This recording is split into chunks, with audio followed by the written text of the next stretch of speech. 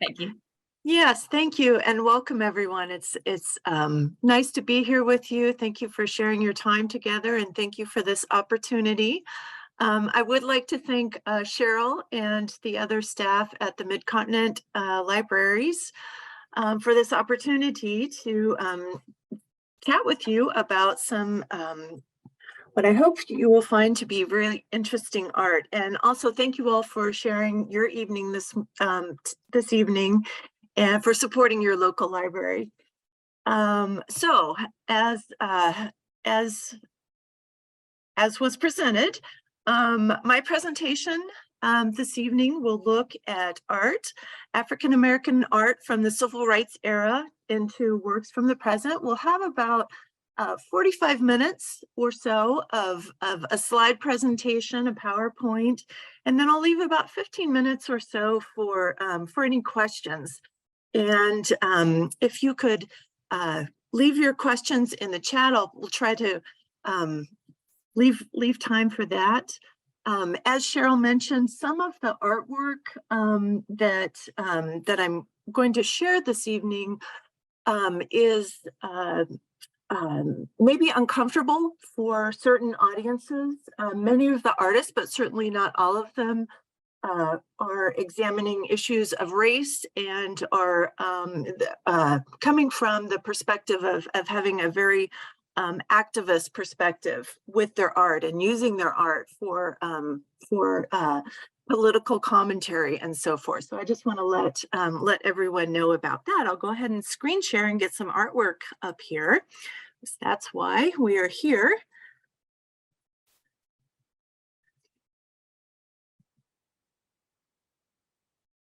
Can everyone see the slides here? Maybe a thumbs up or something. I can see them, but I'm seeing the entire. There we go. There we go. Oh, great. Yeah. Great. So African-American art from the Civil Rights era to the present era. Before we start, excuse me, with the civil rights artists, I'd like to do a little bit of historical background. And actually to begin with an earlier art movement, an earlier art and cultural movement known as the Harlem Renaissance, which was, excuse me, an important cultural and artistic movement in America, located in Harlem in New York City. And it wasn't just visual artists who participated in the Harlem Renaissance. There were writers, activists, painters, photographers, and in Harlem in this time, it was essentially a cultural enclave where Black artists and including those like shown here, Jacob Lawrence, were exploring issues of Black identity and wanting to convey through visual art aspects of Black culture. And so they were really wanting to define African-American cultural identity. And so this work by Jacob Lawrence looks at the history of migration for African-American communities, which really has roots in the Reconstruction era, but he was talking about the early 20th century migrations. The work by this photographer, James Van Der Zee, was really important in the Harlem Renaissance, in that he not only wanted to define African-American culture, but he also wanted to document it. And so he had a really important photography studio. He practiced for about 50 years. And so he documented aspects of Black culture in New York, and specifically focused on things like images that we see here that talk about the Black experience of the Black middle class. So we see this couple here in their finery and their automobile. So those are some of the foundations for some of the artists that are active in later decades, specifically what we're here to talk about, some of the artists beginning in the civil rights era.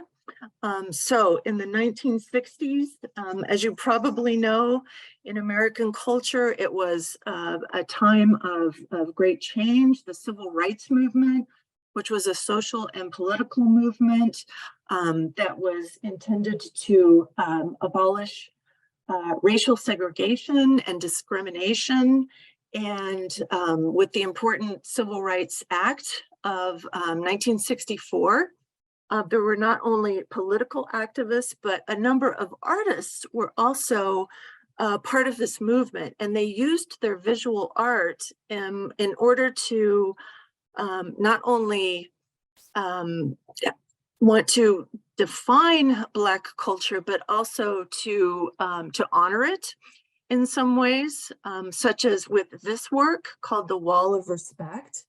And we'll also see other artists who are looking at using their art as a form of cultural critique of the American experience. And so what we're looking at here, and then in the next few slides, is a large-scale mural that was created by artists on the south side of Chicago. So this was a group of artists that formed together to create this organization. The acronym is OBAC. We see it in the slide here. It's OBAC, and that term is actually from an African term, Oba, which means chieftain. It's from the Yoruba and from other African cultures. But at any rate, these artists were intent on really expressing and commemorating and honoring African-American culture. So this was a large-scale mural in, as I said, on the south side of Chicago, created by a number of artists. And the subject matter included important African-Americans, political musicians. So we have figures like Muhammad Ali, Malcolm X, Martin Luther King Jr., different musicians. I'm going to go to the next slide here so we can see some other details of this mural. The artists who participated in this mural project, which really is known as, so this Wall of Respect is really known as like the first African-American public mural. And so the artists really wanted to share this work with the community, so that they donated it to the city of Chicago. Unfortunately, the site later became,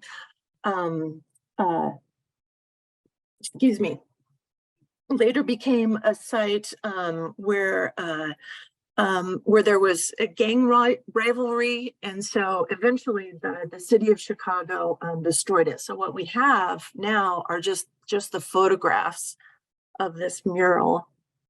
And then this slide, also taken in the 1960s then, it shows this painter, Myrna Weaver, and she is working on the section of the sports figures. So we have Muhammad Ali, other sports figures that were commemorated through this Wall of Respect, included Wilt Chamberlain and others. The Wall of Respect is also credited with inspiring neighborhood murals, which we will see continuing even into, even into today.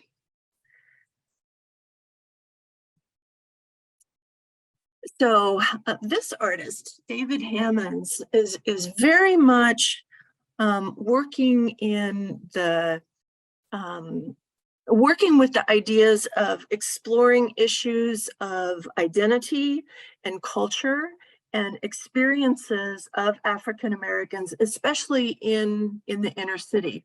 So he created this installation. So an installation in this case is like an outdoor sculpture of these these basketball goals.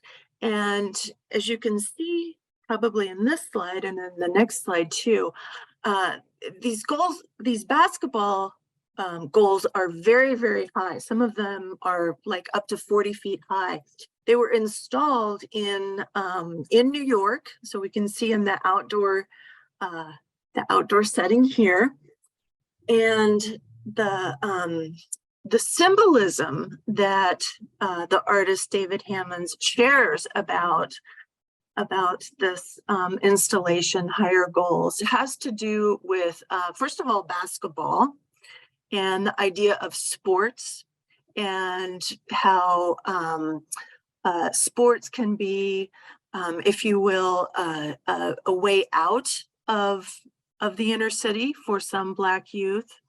But at the same time, he's also critiquing this idea of sports and basketball, because these goals are so high, they're literally 40 feet high, that they're unattainable. And so I have a quote from the artist who says that, quote, "Basketball has become a problem in the Black community because the kids aren't getting an education. That's why it's called Higher Goals.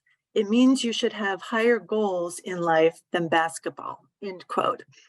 And so he's critiquing this and also inviting youth to have higher goals in terms of education. Now, this was a work that was done a little bit later, like in the early 1980s, but prior to this, the same artist, David Hammons, created works like this that were intended to really ask audiences to grapple with issues of race and how African Americans were treated in American culture.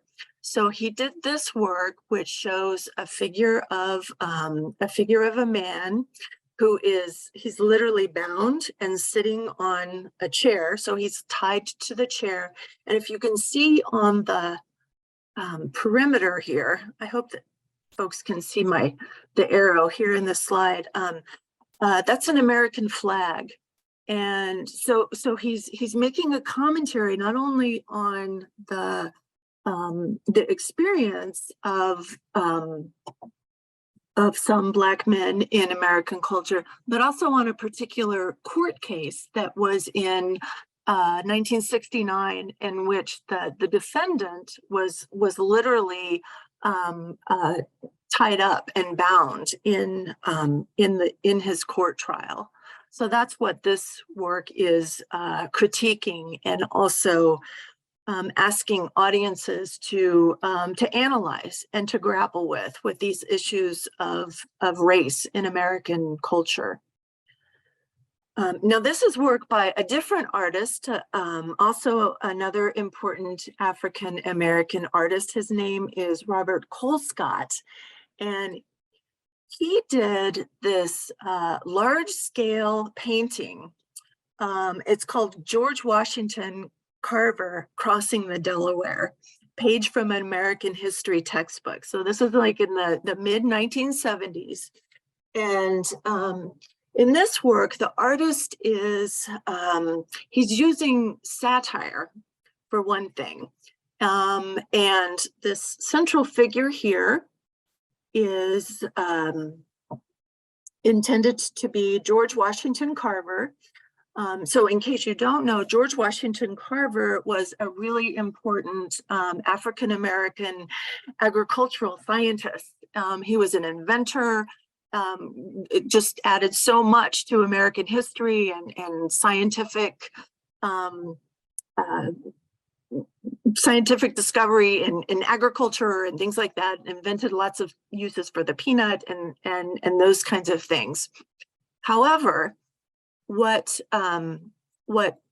Colescott, this artist, is presenting or critiquing is the idea that in American textbooks, So this is like the mid-70s, that that George Washington Carver was really the only token African American who was mentioned in history books.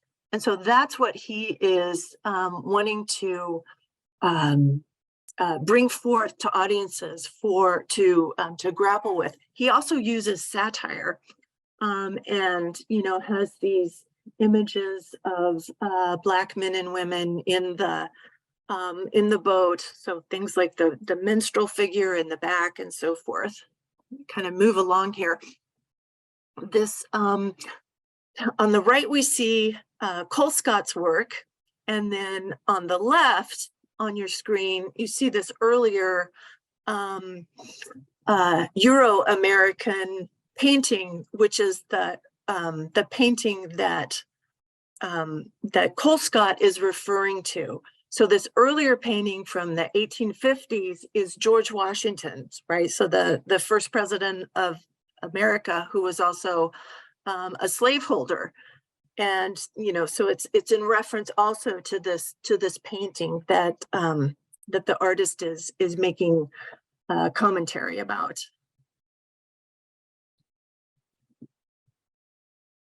So many of the themes, such as that were brought forth in the with the civil rights movement, continue in the 70s and the 80s, and even even beyond. So I'm just kind of like breaking down some of the artwork into the different decades. So in the 1970s, I'm going to move to the next slide here. This will be the same work here, just it shows it a little bit better. This work is by an activist artist named Betye Saar. And Betye Saar in the early 1970s created this work, which absolutely created sensation in the art world. And it really challenged audiences to think about issues of not only race, but also of gender. Betye Saar is a Black woman, and she created this mixed media piece. So mixed media in art, for those who may not have a background in art, that refers to combining different materials. So she uses like actual objects in this case, along with painted elements and different kinds of materials in a single work of art. That's a little bit of an aside to give you some art background. But in terms of the content, you may see the title here, The Liberation of Aunt Jemima. So what Betye Saar was trying to do in this work was basically to take these really pejorative, negative images of Black women in American culture. So these stereotypes of Aunt Jemima, and to take them and to reclaim them, and to basically to reclaim them for herself and to represent them as a Black woman. So the idea that we have this Aunt Jemima figure, right? And then the title here, The Liberation. Well, what is she holding? On the one hand, she is holding a broom. So like this, this association with Black women as domestics, and in her other hand, then she is holding, well, I've heard it referred to as a shotgun or a rifle. So I don't know which, but it's this idea that that this Black woman is reclaiming these stereotypes and reinventing them in a way that is from her own perspective. And also, I want to point out too that in Saar's work, we have this this clenched fist. So this is an emblem or a symbol associated with Black power. So it's part of the civil rights movement. The hand is, well, I'll talk about the hand also in some of the symbolism of Betye Saar's work as well.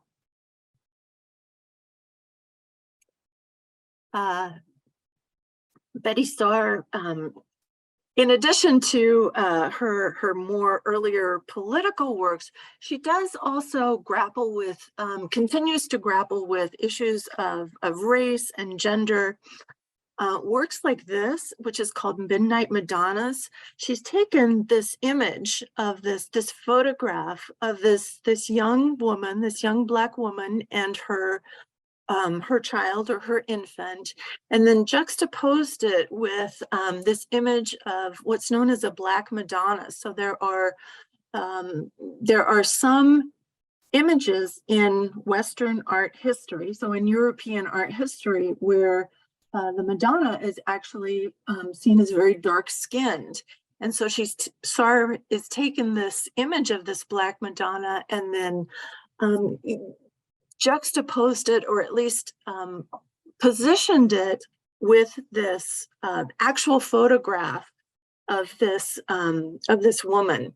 And Saar has described also as wanting to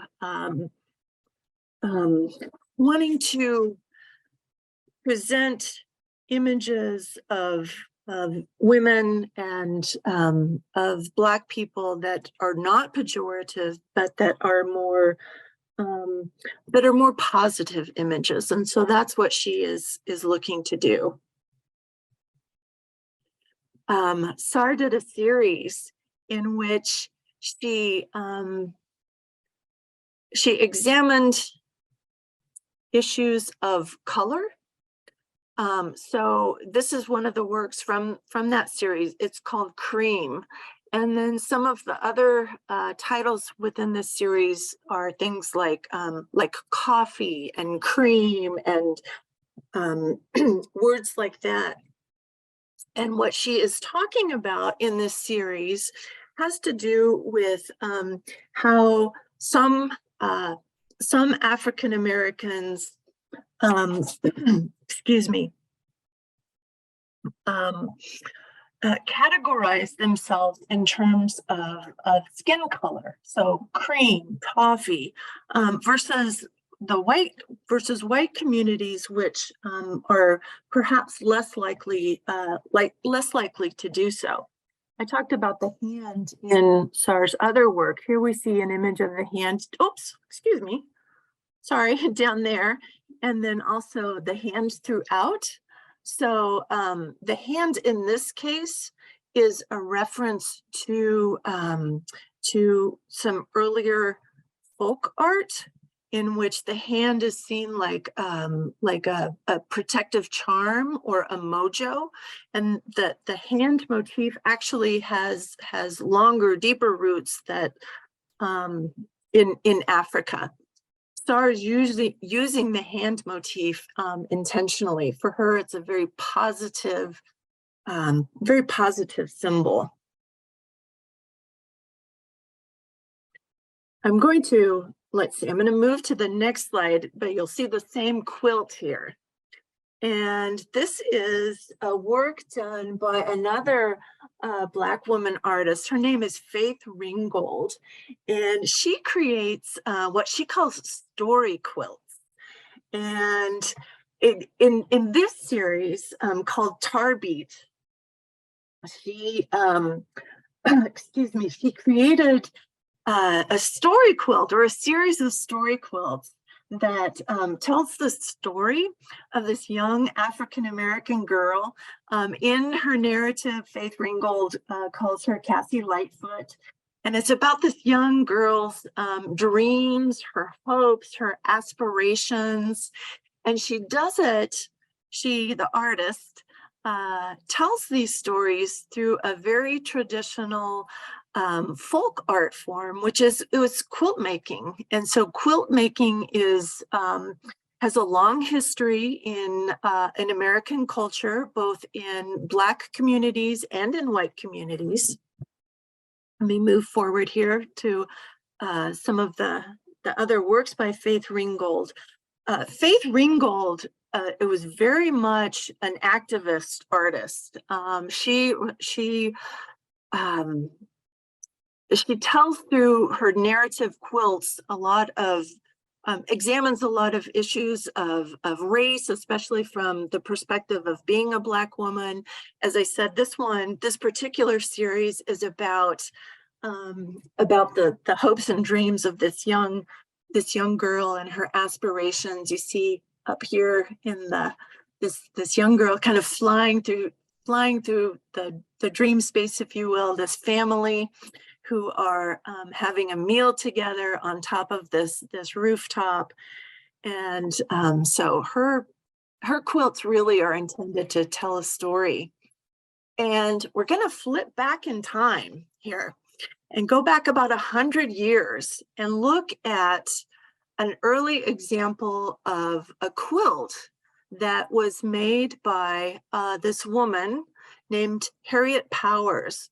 Harriet Powers was a Black woman who was born into slavery, and very little is known about her or her life, with the exception of 2 quilts, one of which we see here, and then this photograph of Harriet Powers. And I bring this up because I think it's just such an interesting analogy that here we have this woman, Harriet Powers, 100 years earlier, telling these stories through her quilts.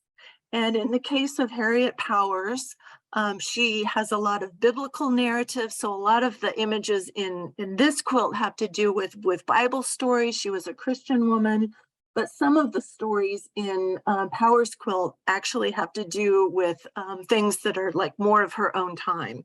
So quilting and this long tradition of quilt making is what is inspiring to this artist, to Faith Ringgold. So we're fast forwarding again. So we're coming back to, in this case, about the 1990s. We see the artist here. She's sitting here on the right of our screen in front of one of the story quilts, and then this is the one that we just looked at here. So yeah, that's Faith Ringgold, just a really exciting artist. I realize that I am probably going to need to move through the slides a little more quickly. My students can tell you that I get excited about the art and then I just probably talk too much. So this is another work by Faith Ringgold, again, a story quilt. She's using these intentionally he's intentionally using these folk traditions, i.e. quilt making. And, you know, so she wants the works to appear to have like this folk tradition. However, in the case of Faith Ringgold, here again, we see in the title, Who's Afraid of Aunt Jemima? She's using, this is a detail of that same quilt here.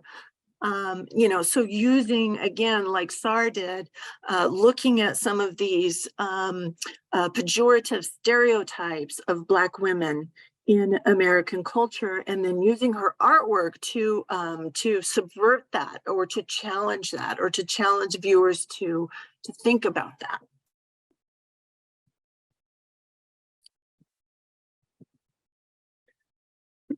This artist, Adrian Piper, has also created work that is about identity, and especially about like coming out of her own personal story and her own personal narrative, where this is a self-portrait of her, and you can see that she has divided her image into black and white. So kind of this, you know, well, just as I said, this black and white image, and onto which she has added all of this text. Well, we won't go through all of the words of the text, but in it she describes her experience as a light-skinned Black woman. And so, being a light-skinned Black woman, she has perspectives of being both inside and outside both white and Black communities. So she talks about her experience of, in some ways, having access to both communities, but in other ways, uh, experiencing being like an outsider from both communities, because of prejudices or assumptions about her. And so a lot of her work really explores identity and her identity as a Black woman, and again through the medium of visual expression.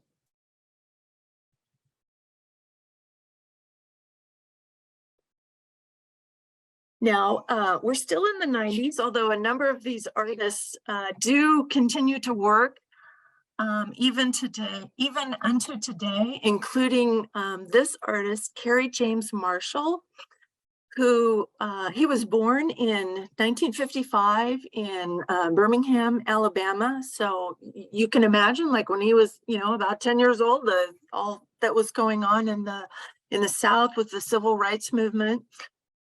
Marshall, well, oh, gosh, there's so much to say about him and all these other artists. Let me kind of backtrack a little bit. One thing that Kerry Marshall does is he works in, or he at least alludes to, this long-standing European art tradition, which has to do with historical paintings. And in Western art, so like in European art, there's a long-standing tradition of these really large-scale historical paintings. So in Europe, they might be of the kings, or the conquest or things. So kind of these really heroic, large-scale paintings. Well, Marshall works in this large-scale format. However, his subjects have to do with, in this series, which he is, excuse me,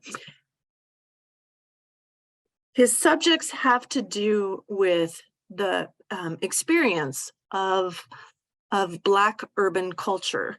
And specifically in this series that he did, which, let me get to the title of it here. The series is called Gardens Project. And so he looked at different housing projects, which were largely African-American communities. So ones like this, Better Homes, Better Gardens. He wants to portray this contrast, or this juxtaposition between this sometimes violent experience.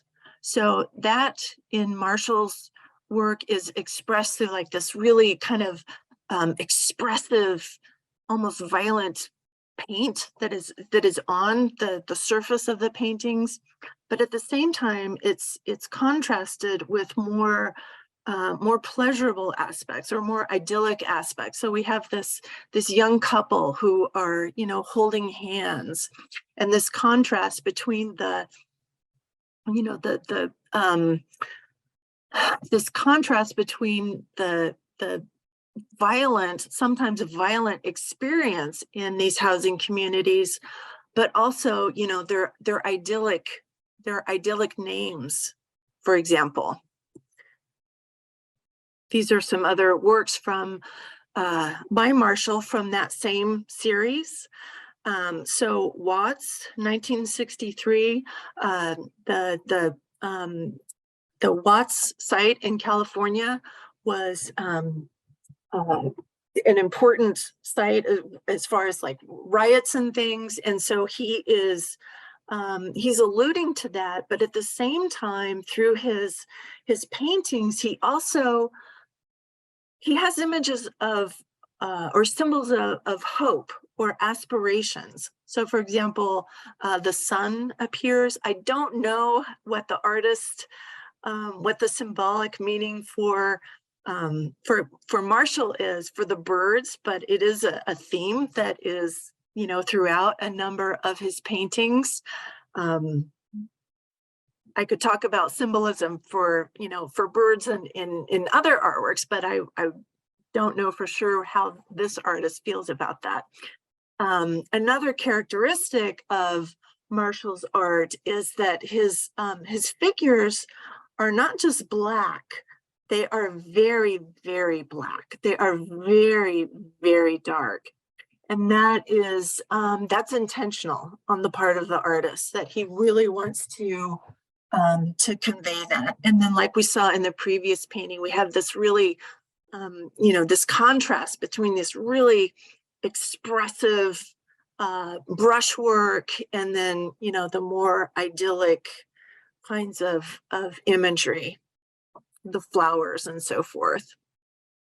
This work is it's called The Lost Boys. You see this young black youth with almost a halo around his you know, around his head. So references to earlier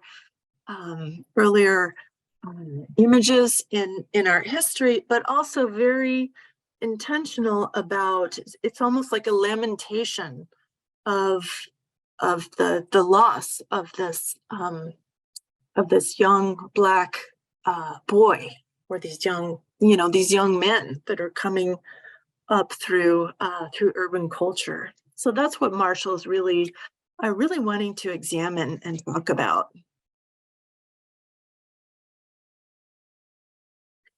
These are some other works by Marshall in which he is hearkening back to some of the themes, including some of the narrative brought about during the civil rights era. So Black Power, We Shall Overcome.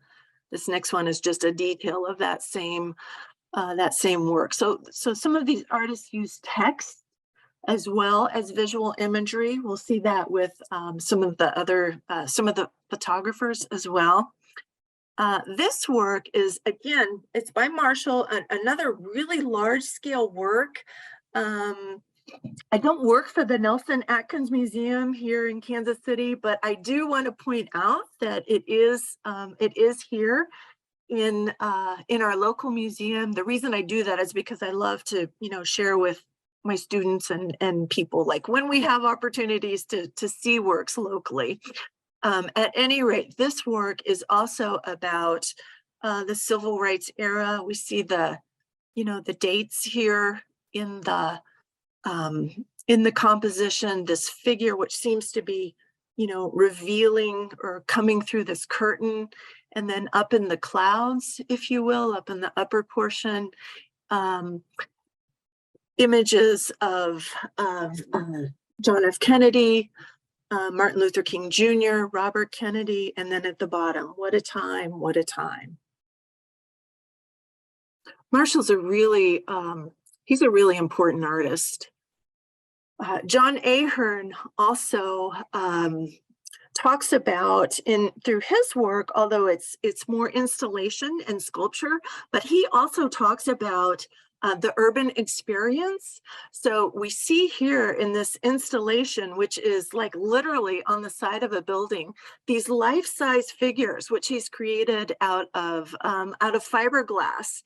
And they are images of these young people who are doing double dutch. So it's like a jump rope kind of game that they played. And so one of the things that Ahern, I'm going to forward to another slide here too, of a portrait that he did. So he is very, Ahern is really wanting to not only connect his artwork with the Black community in, especially in New York, but also to share with the Black community, so that when he makes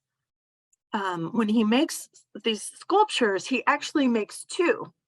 So one would be like for, for the, to sell to art collectors, but then he also would make one for the model, or for the people or the community who, who modeled for him. So in this case, this young girl, her name's Stacy, and I'm pretty sure she's one of the figures up here too. So, this connection with community, wanting to give back, but to also to, express the experience of everyday, ordinary people, and what it's like to, be a young, a young Black girl in New York in the 1980s, and those kinds of things.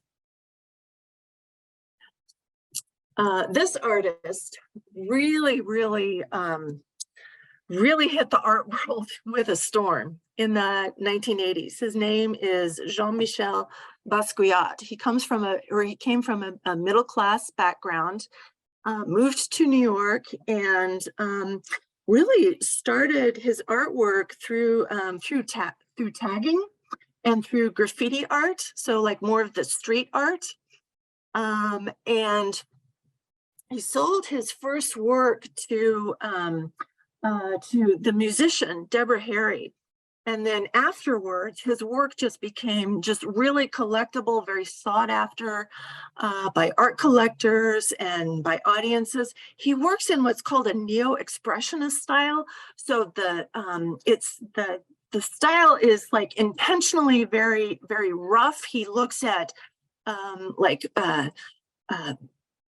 folk art from the American South and things, and it's supposed to be very very gritty and raw.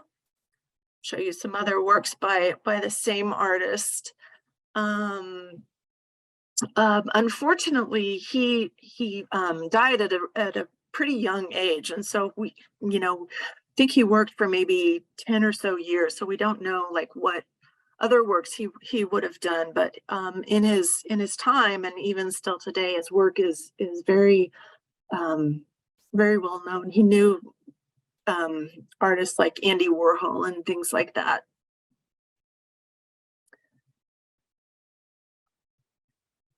I'm going to kind of keep track of the time here. Oh my goodness, there's so much great art to talk about.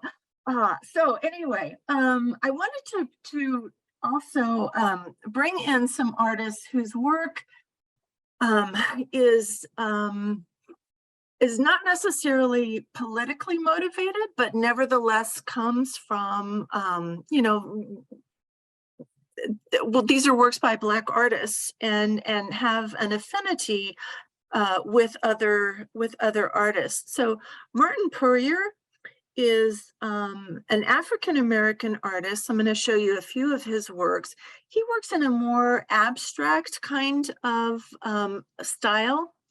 He actually was in the Peace Corps, and he went to Sierra Leone, and he worked with African craftsmen and sculptors. And so his work is really about not as much about political commentary or critique as some of the other artists, but really about the craftsmanship.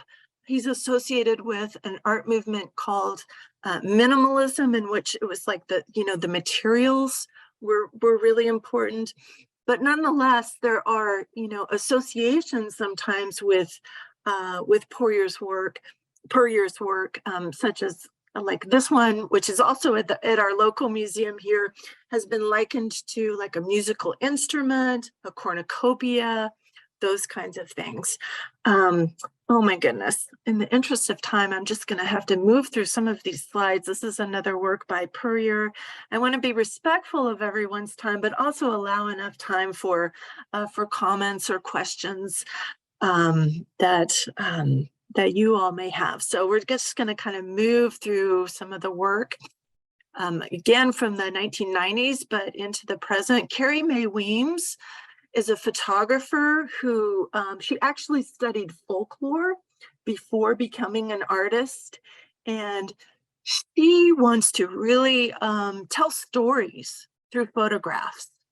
And so this work, this is one of a series in which she explores kind of the domestic experience of middle-class Blacks. So in the next slides, these are some details of that same series. She considers herself to be a storyteller in images. So that's where she's coming from. And then just to kind of circle back around to the Harlem Renaissance photographer, James Van Der Zee, who also wanted to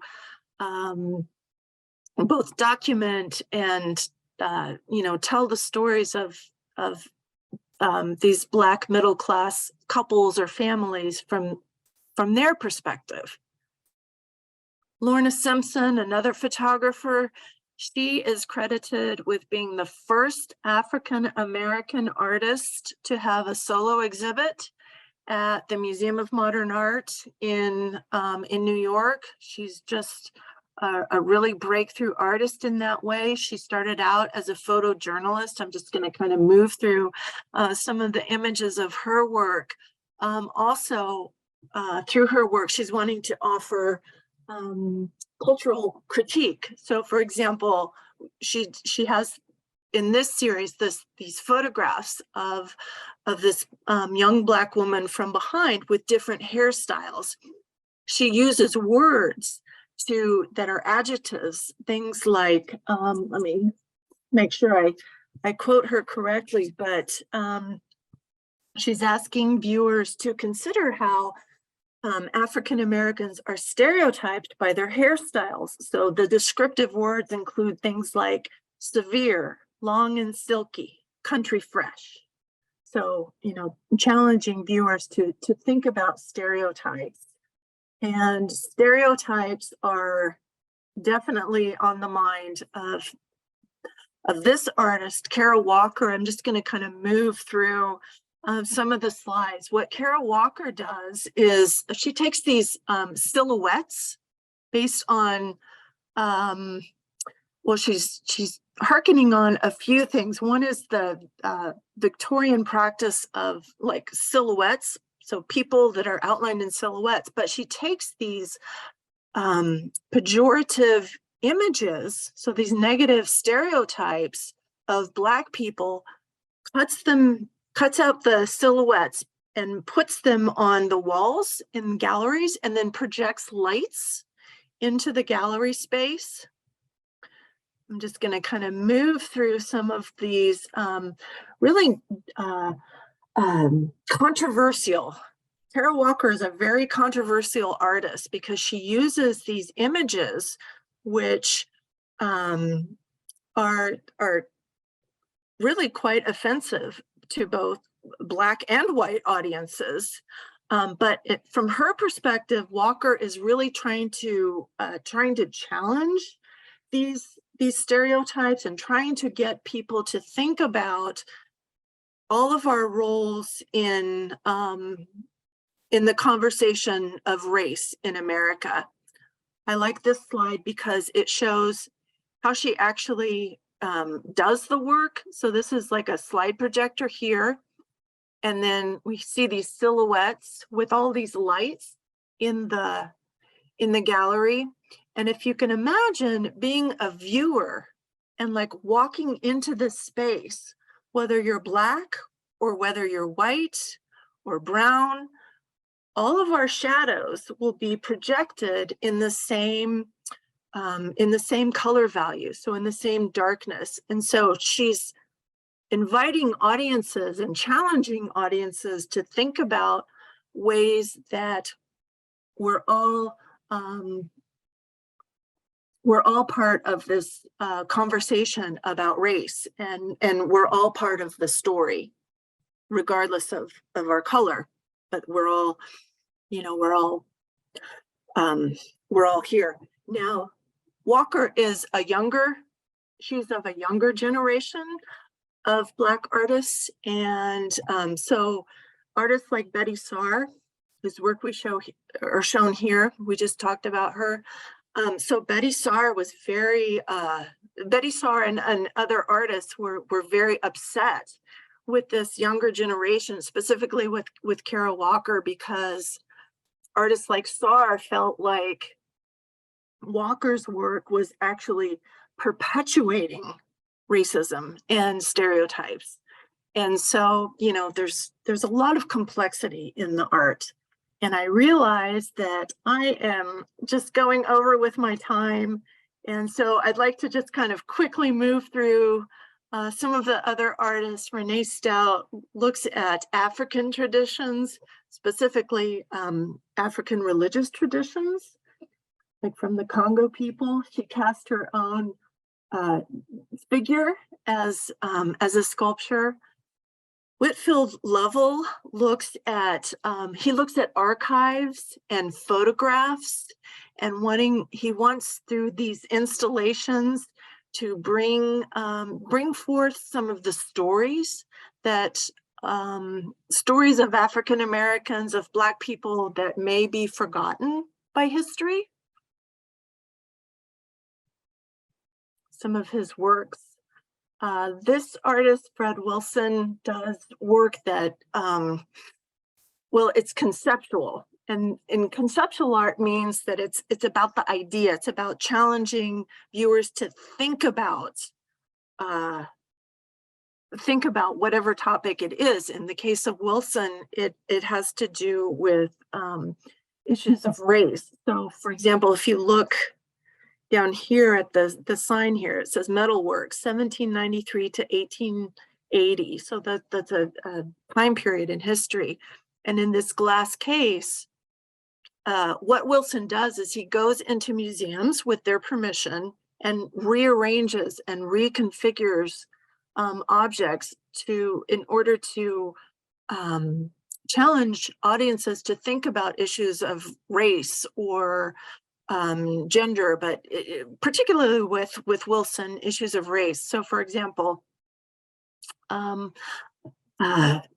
this metalwork from these earlier centuries, we have these beautiful ornate works in silver, but then here in the foreground, we have this other metalwork, which are they're shackles, which were used to enslave human beings, other human beings. So he's challenging us to think about that. When we get to more current work, the Black Lives Matter movement, a number of artists, this is, as you no doubt know, a political movement, very, very current, and a number of artists are using visual art to talk about that experience. These are large-scale murals, in this case, memorials to George Floyd. So kind of thinking about that earlier wall of respect and how murals and outdoor public works can be commemorative.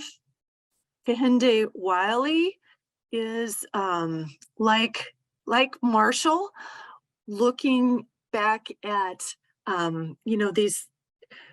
looking at earlier art historical precedents, like these really amazing portraits, but wanting to portray portraits of Black people, specifically, Black men, but portray them in a very dignified kind of way.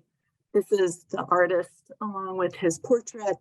He's probably the most well known for the portrait that he did of former President Barack Obama.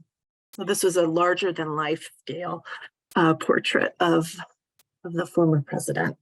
So I apologize that I went over, and I want to make sure that there's time for more conversation. Let me just kind of scroll through. Please share the name of the series by Betye Saar that referenced the complexions of Black women. Oh, I don't think I actually have that written down. If you look up like cream and coffee, I could maybe do a quick search in the background here. And then this is about the survey. Okay, so while we're doing that, I'm happy to, to answer any questions or to talk about any of the things that was brought up by any of the art or artists. Yes, please feel free to put your questions in the chat, and we've got a few minutes, and I did put the link to the survey in the chat. I would really appreciate it if you took a moment after the program to complete it.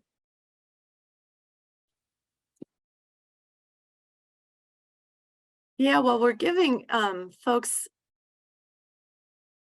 what was the gist of the text on the Adrian Piper pale face self-portrait? That's a great question. Thank you for asking it.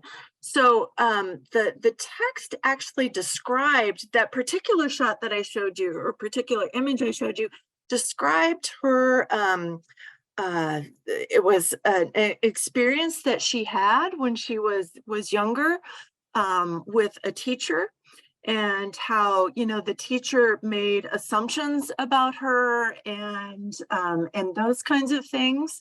And so a lot of Piper's work is really about, her navigating these different roles or these different experiences as a light-skinned Black woman, because, sometimes people assume she's Black, sometimes people assume she's white. And then so she hears things and experiences things from both an insider and an outsider perspective, if that makes sense. And so a lot of that narrative was about those kinds of experiences. Well, thank you very much for thanking me. I love Lisa Butler's art. So sorry, it's kind of scrolling. 2 panels of the Harriet Powers quilt had hands present. What was the meaning of that? That is a great question. So we don't know for sure about what Harriet Powers meant by those hands. However, I'm so glad that you noticed that, because several of her panels, as you noted, have hands. We don't know what it meant to the artist personally. However, that hand motif was something that was reoccurrent in other folk art traditions, and as we saw, like with Betye Saar, that some of the fine artists picked up on. So it could have been, with Powers, just like a cultural memory, or just an aesthetic preference. We don't really know, unfortunately, what she felt about the symbolism in her art. So thank you for the great questions. Thank you as well as the Mid-Continent Library. And I want to thank all of you. Really appreciate you coming. And so thank you very much.